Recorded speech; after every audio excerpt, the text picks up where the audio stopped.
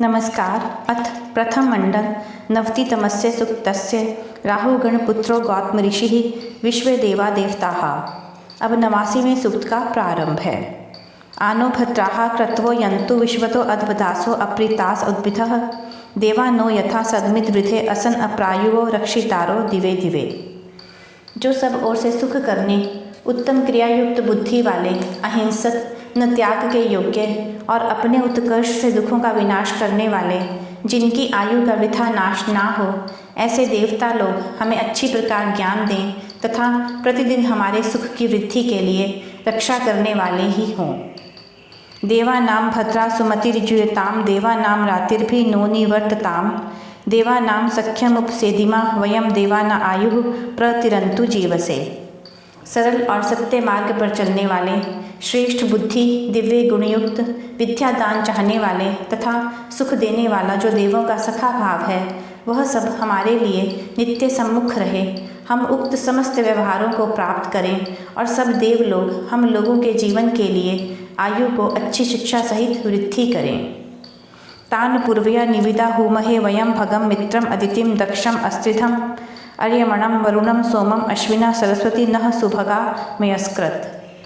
हे मनुष्यों, जैसे हम लोग सनातन वेदवाणी जिससे सब प्रकार से निश्चित किए हुए पदार्थों को प्राप्त होते हैं, उससे कहे हुए अथवा जिनको कहेंगे वह विद्या और श्रेष्ठ शिक्षा, उन सब अहिंसक, ऐश्वर्य युक्त, सबका मित्र, समस्त विद्याओं का प्रकाशक और उनकी कलाओं वाले विद्वान न्यायकारी, उत्तम गुणयुक्त, दुष्टों के बंधन करता, सृष्टि के क्रम से सब पदार्थों के रस ग्रहण करने वाले तथा विद्या के पढ़ने पढ़ाने का काम रखने वाले स्तुति करते हैं, वैसे तुम भी करो। तन्नो वातो मयोभु वातु भेषजम तन्माता पृथ्वी तत्पिता ध्यौ तद्ग्रावाणः सोमसुतो मयोभु तद अश्विना शृणंतम तीक्ष्णया युवा। सुखदायक, उत्तम, सब दुखों को दूर करने वाली औषधि को हम लोगों के लिए पवन के तुल्य वैद्य प्राप्त करे। वह विस्तार युक्त भूमि जो माता के समान सम्मान देने की निदान है, वह औषधि को प्राप्त कराए। एवं प्रकाशमय सूर्य पिता के तुल्य जो रक्षा का निदान है, वह औषधि को प्राप्त करे। औषधियों का रस जिनसे निकाला जाए, वह कर्म, मेघ आदि पदार्थ जो उनसे रस का निकालने के हेतु उक्त पदार्थ हैं, वे उस क्रिया कुशलता और अत्यंत दुख की निवृत्ति कराने वाले औषधि को प्राप्त करें। तम ईशानम जगत तस्थुष्पतिम धियम जिन्वसम अवसे हुमहे वयम पुषा नो यथा वेद सामसद वृधे रक्षिता पायुर्दप्तः स्वस्तये। जैसे पुष्टि करने वाला परमेश्वर हम लोगों के विद्या आदि धनों की वृद्धि के लिए रक्षा करने वाला, सुख के लिए अहिंसक, सब प्रकार की पुष्टि का दाता और सब प्रकार से पालना करने वाला है, वैसे हम रक्षा के लिए उस सृष्टि का प्रकाश करने, जंगम और स्थावर मात्र जगत के पालने वाले, समस्त पदार्थों का चिंतन करता, सुखों से तृप्त करने, समस्त सृष्टि की विद्या के विधान करने वाले ईश्वर को आह्वान करते हैं। स्वस्ति न इंद्र विदश्रवाः स्वस्ति न पूषा विश्ववेदाः स्वस्ति नस्तार्क्ष्यो रक्षितम नेमिः स्वस्ति नो बृहस्पति दधातु। संसार में जिसकी अन्न आदि सामग्री अति उन्नति को प्राप्त है, वह ईश्वर हम लोगों के लिए शरीर के सुख को धारण कराए। जिसको संसार का ज्ञान और जिसका सब पदार्थों में स्मरण है, वह पुष्टि करने वाला ईश्वर हमारे लिए धातुओं की समता के सुख को धारण कराए।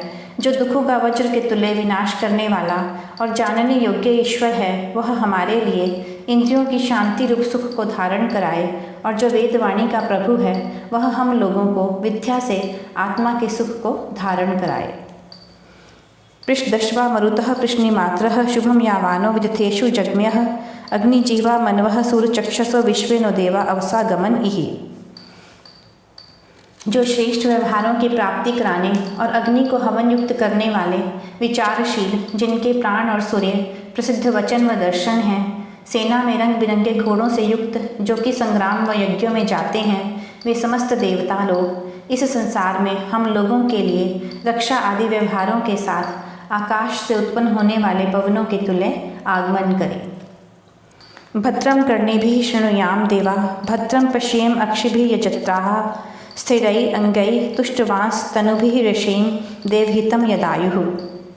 जो संगम करने वाले देवों, आप लोगों के संग से बड़े हुए बलों वाले शरीर, दृष्ट पुष्ट अंगों से पदार्थों के गुणों की स्तुति करते हुए हम लोग कानों से जो कल्याणकारक पठन पाठन है उसको सुने सुनावें, बाहरी भीतरी आँखों से शरीर व आत्मा का सुख है उसको देखें। इस प्रकार शरीर और अंगों से जो देवों की हित करने वाली अवस्था है उसको बार बार प्राप्त हों। शतम इत नु शर्दो अंति देवा यत्रा नश्चक्रा जर्सम तनु नाम पुत्रासो यत्र पितरो भवंती मानो मध्य रिष्टायुगंतो हो। हे सुख साधनों से जीने वाले देवों, जो हमारे शरीरों की 100 वर्ष तक की आयु है, जहाँ हमारे मध्य में पुत्र लोग ही अवस्था व विद्या से युक्त होकर वृद्ध होते हैं, उस जीवन को प्राप्त होने को प्रवृत्त हुए हम लोगों को शीघ्र नष्ट मत कीजिए, अर्थात हमारी दीर्घायु कीजिए। अदिति ध्यौ अदिति अंतरिक्षम अदिति माता स पिता स पुत्रः विश्वे देवा अदिति पंचजना अदिति जातम अदिति जनित्वम। प्रकाशयुक्त सूर्य अविनाशी, आकाश अविनाशी, माता अविनाशी, उत्पन्न करने व पालने वाला पिता और क्षेत्रज व विद्या से उत्पन्न पुत्र अविनाशी है। पांचों ज्ञानेंद्रियां और जीव भी अविनाशी है।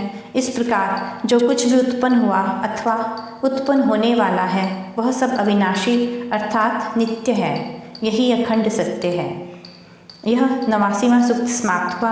अगले अंक में 90वां सूक्त प्रस्तुत करेंगे। नमस्कार।